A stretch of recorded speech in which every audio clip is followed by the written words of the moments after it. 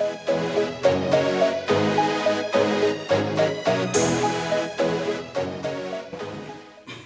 এবাৰ কি কৰি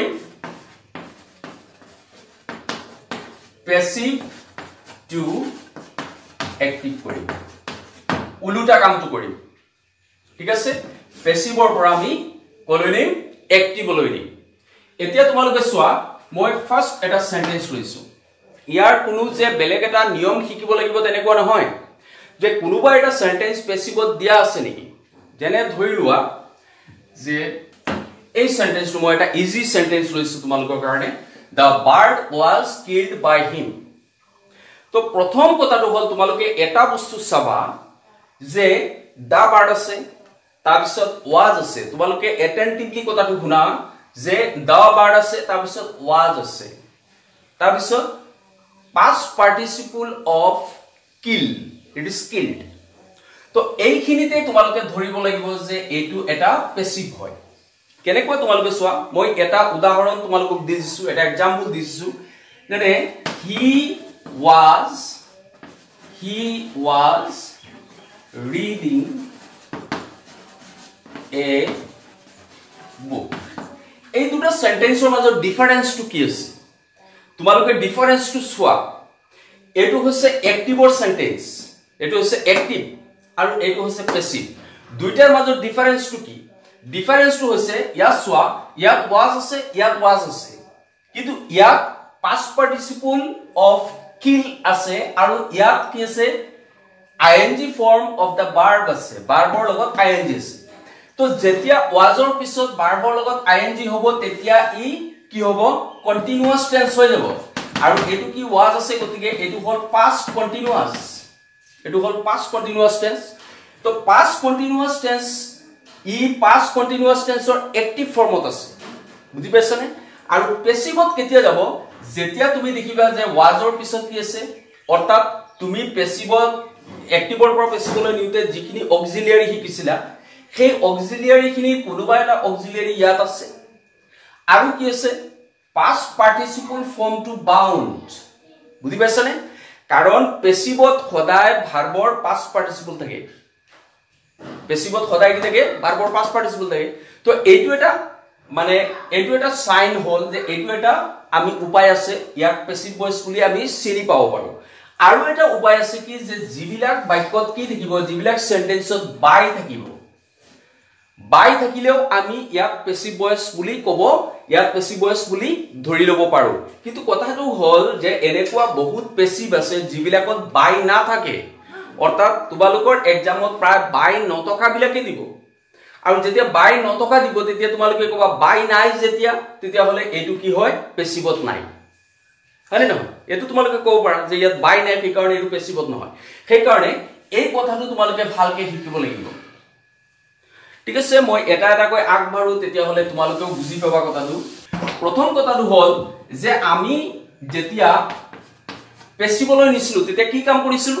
প্যাসিভলৈ নিউতে আমি এটা কাম কৰিছিলো যে প্ৰথম আমি কি কৰো সাবজেক্ট অফ অবজেক্ট হিচাপে লিখো আৰু তাৰ পিছত শেষত কি লিখো সাবজেক্ট টু অবজেক্টলৈ গুচি যায় হয় নহয় তেতিয়া হলে বাই পিছত যেটো আছে সেইটো সাবজেক্ট হিচাপে ইয়ালৈ আহিব ঠিক আছে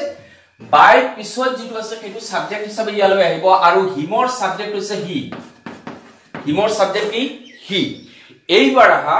যে তুমি অক্সিলিয়াৰি টু চাই লোৱা অক্সিলিয়াৰি ইয়াত আছে was কোনটো টেন্সত তুমি অক্সিলিয়াৰি was পাইছিলা was টু কত পাইছিলা past indefinite টেন্সত ঠিক আছে past indefinite পাইছিলা তাৰ মানে এইটো তুমি past indefinite লিখিবা now what is the formation of past indefinite tense past indefinite to কি আছে subject plus past of verb past form of verb so verb ইয়াত আছে kill গতিকে ইয়াত killed লিখিবা kill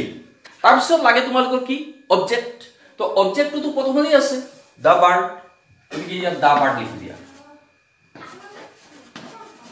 so I think it is very easy okay বুজিব পাৰিছা সগে he killed the bird but number 2 তাহা The answer has been given by the guard. তো ইয়াত কি হৈছে একটিভ লৈ নিবা তোমালোকে তো বাই পিছত যেটো আছে সেইটো লিখা by the guard so the guard হ'ব the guard তোমালোকে যেতিয়া সাবজেক্টটো লিখি ললা বাই পিছত যেটো আছে সেইটো তোমালোকে লিখি ললা the guard to the guard লিখি ললা এবাৰ তোমালোকে সো অক্সিলিয়াৰি টু চালে তোমালোকে টেন্স টু ধৰিব পাৰিবা so yeah the answer has been given ইয়াত তোমালোকে সো has been আছে has been তাৰ পিছত past participle of the verb আছে has been তোমালোকে কত ব্যৱহাৰ কৰিছিলা present perfect হয়নে নহয় তো present perfect tense যেটো আছে আৰু present perfect tense of formation টো কি আছিল has subject have has and past participle form of the verb so ইয়াত the guardৰ পিছত কি বহিব has তাৰ পিছত past participle of the verb it is given তাৰ পিছত কি আছে the answer কাৰণ অবজেক্ট টো ইয়াতে প্ৰথমতে আছিল গতিকে the answer টো লিখি দিলে হ'ব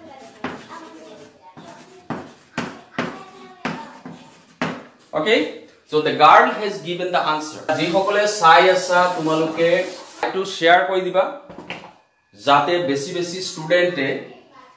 class 2 pora upokrito hobo pare so yeah number 3 aru eta lo moi ebar tumaloke swa a sentence to tumaloke swa the dead body was removed from the street to etu passive ase buli ami keneke dhori আমি active লৈ দিম পেসিভত আছে বুলি আমি জানিম কেনেকে কাৰণ তোমালোকে সোৱা এই সেন্টেন্সটো বাই নাই আসনে বাই এটু সেন্টেন্সত যেনেকে বাই দা গার্ল আছিল এই সেন্টেন্সটো বাই নাই the dead body was removed from the street by নাই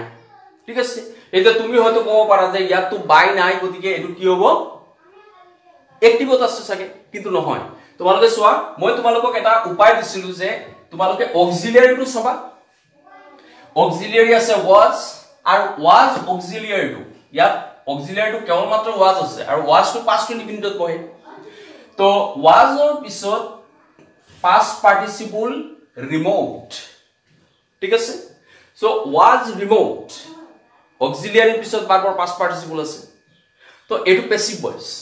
ঠিক আছে আৰু sentence to hoise past indefinite tense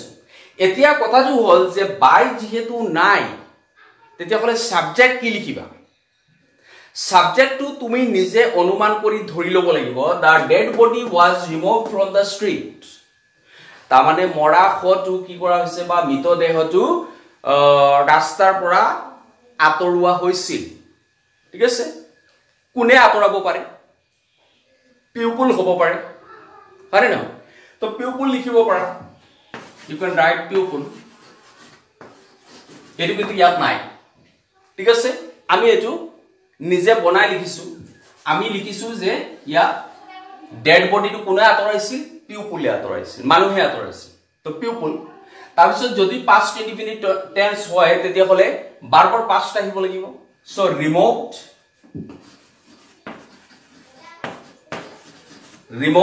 হৈ গল তো পিউপল ৰিমুভড তাৰ পিছত কি ৰিমুভ কৰিছিলে the dead body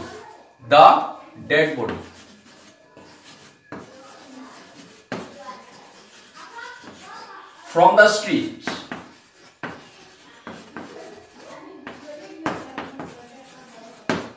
the street so hoy gol people removed the dead body from the street aber next moi aru eta question diu this english তোমালোকৰ এই ধৰণৰ sentence এক্সামত বেছি আহে এই কাৰণে মই এনেকুৱা সেন্টেন্স তোমালোকক দি আছো ঠিক আছে so english is spoken in england এতিয়া তোমালোকে সোৱা ইয়াত তো বাই নাই বাই আছে জান english is spoken in england ইয়াত বাই নাই তো কি কৰিবা বাই তোমালোকে বাই নাই গতিকে ই অ্যাক্টিভত আছে নেকি তেনেকে ভাবি লব পাৰা কিন্তু ই অ্যাক্টিভত নহয় কেনেকুৱা তো সোৱা তোমালোকে ইজ আছে ইয়াত মই তোমালোকক এটা উদাহৰণ দিছো he is writing a letter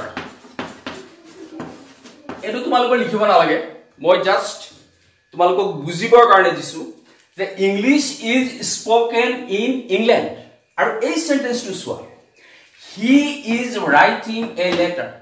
he is writing a letter তো ইয়াতো is আছে ইয়াত is আছে তো তুমি ভাবি লব পাৰা যে is আছে সেই কাৰণে ই পেসিভ হৈ যাব নেকি নহয় is আছে আৰু যদি isৰ পিছত যদি ভাৰ্বৰ ing form থাকে ing form of the verb থাকে তেতিয়া হলে it will be present continuous tense so it is actually present continuous tense and it is in active voice এটো active আছে কিন্তু তোমালোকে চোৱা ইয়াত is আছে ঠিক আছে তো ইয়াত যদি is থাকে আৰু পিছত যদি ভাৰ্বৰ ing form টো না থাকে যদি ভাৰ্বৰ past participle থাকে তেতিয়া হলে ই অটোমেটিক্যালি কি হৈ যাব ই পেসিভ হৈ যাব গতিকে এটো পেসিভত আছে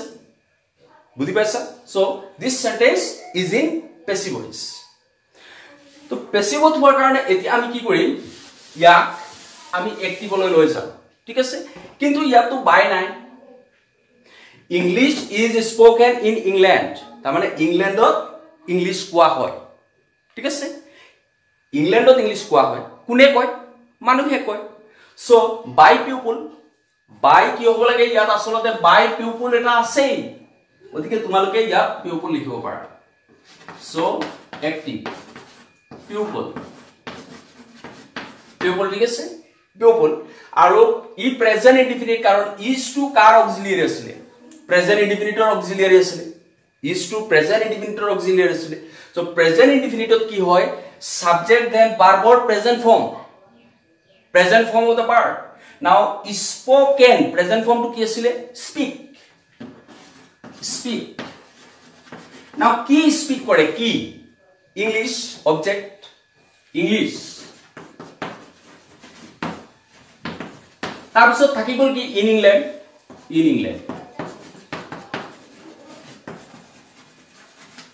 bas sagol people speak english in england number 5 football is played all over the world eta tumalke same sentence aswa is spoken is played ঠিক আছে অর্থাৎ এটো প্রেজেন্ট ইনডিফিনিট আছে কিন্তু ইয়াত বাই নাই তো কোনে খেলে ফুটবল তো কোনে খেলে মানুহে খেলে সো পিপল লিখি দিলা পিপল তাৰপিছত the present indefinite tense so present form of played is played people play now key object this one is object so you write here football because say football people play football hoy gol tar bisot ki thaki gol all over the world okay so people play football all over the world dekwa dhoroner sentence bilak tumaloke papa tumaloker grammar or jikhon book ase ei book kon tumaloke sai loba গ্ৰামাৰৰ যেটো copy আছে তাত তোমালোকে এনেকুৱা ধৰণৰ বহুত sentence পাবা আৰু সেইবিলাক তোমালোকে সলভ কৰিবলৈ চেষ্টা কৰিবা ঠিক আছে সো নম্বৰ 6 আৰু এটা দিছো তোমালোকক the door is being knocked তোমালোকে সেন্টেন্সটো ভালকে চোৱা the door is being knocked তো ইয়াত তোমালোকে দেখা ইয়া চোৱা the door তাৰপিছত তোমালোকে চোৱা is being আছে is being to কত আছিল মনত আছিল present continuous is being asile তাৰপিছত ভাৰ্বৰ past participle তোমালোকে জানা যে পেসিভত ভাৰ্বৰ past participle হবই লাগিব তো অক্সিলিয়াৰিৰ পিছত যদি ভাৰ্বৰ past participle আছে তেতিয়া হলে ই পেসিভ হবই লাগিব তো is being is the auxiliary used in present continuous tense আৰু তাৰপিছত ভাৰ্বৰ past participle আছে কিন্তু ইয়াত আকৌ একে ধৰণে ইয়াত বাই নাই so the door is being knocked by কি হ'ব by তোমালোকে somebody দিব পাৰা বা someone দিব পাৰা someone কোনোবাই আৰে ন সো someone লিখি দিয়া someone আৰু প্ৰেজেন্ট কন্টিনিউয়াস লিখিব লাগে someone ৰ লগত is হ'ব ই প্ৰেজেন্ট কন্টিনিউয়াস ৰ বাক্য সো ভাৰ্বৰ ing knocking তাৰপিছত কি নকৰে the door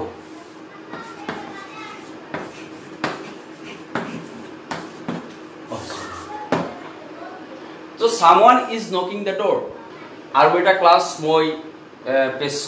মানে ভয়েসৰ ওপৰত লব লাগিব কাইলৰ ক্লাসটো ল has the task been completed by them তুমি ভালকে সোৱা প্ৰথম এক দৃষ্টিটো কৈ দিব পাৰিছা যে এটো প্ৰেজেন্ট এটো কি হ'ব পেছিভত হ'ব কাৰণ বাই আছে ঠিক আছে আৰু যদি বাইটো না থাকিল হয় তেতিয়া হলেও এটো কি হয় কেনেকে ধৰিলা হয় হেজ আছে বিন আছে ঠিক আছে তাৰপিছত past participle of the verb আছে has been সদায় কি হয় has been ভাৰ্বৰ past participle has been plus past participle of the verb has been or পিছত past participle of the verb যদি হয় ই সদায় কি হয় পেছিভতে হয় গতিকে ই পেছিভত আছে has the task been completed by them তো ইয়াত তোমালোকে কি কৰিবা চোৱা ইয়াত কি কৰিবা আমি একটিভ লৈ নিউতে প্ৰথম কথাটো হ'ল যে ই কোৱেশ্চনত আছে yes no কোৱেশ্চনত আছে ঠিক আছে তো yes no কোৱেশ্চন আৰু has been to present perfect tense to use হয় গতিকে this sentence is in present perfect tense ঠিক আছে তো by পিছত কি আছে them আছে so they will be them will be they so it is they so their লগত কি লাগে have লাগে তাৰপিছত ভাৰ্বৰ past participle তো যেহেতু এটো কোৱেশ্চন গতিকে have to আগত লিখিব লাগিব have তাৰপিছত completed হৈছে verb তো ইয়াত completed লিখি দিয়া completed ঠিক আছে have or পিছত ভাৰ্বৰ past participle হ'ব লাগে present perfect tense so have they completed তাৰপিছত এটো হ'ল object the task